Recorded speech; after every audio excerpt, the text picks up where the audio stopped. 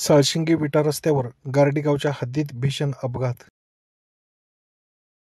साळशिंगे गावातील एक युवक जागीच ठार तर एक गंभीर जखमी.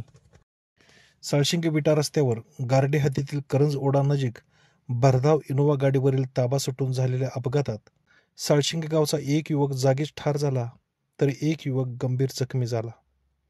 आज म्हणजेच रविवारी दुपारी 1:30 वाजण्याच्या सुमारास ग्रे कलरची इनोव्हा गाडी नंबर MH25R7272 ही अतिशय भरधाव वेगाने विट्याच्या दिशेने जात असताना गारडी गावच्या हद्दीत करंज ओढा नजीक छोट्या वळणावर ताबा सुटून गाडी डाव्या बाजूला रस्ता सोडून जात असताना चालकाने अतिशय जलद गतीने गाडी उजव्या बाजूला ओढली.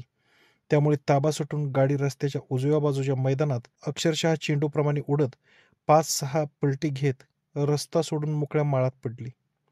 या गाडीत असणारे दोन्ही युवक या गाडीतून हवेत उडून 25-50 फूट लांब पडले. या युवकामधील इंद्रजित गोतपागर हा युवक जागीच ठार झाला तर सुशांत कांबळे हा युवक गंभीर जखमी झाला.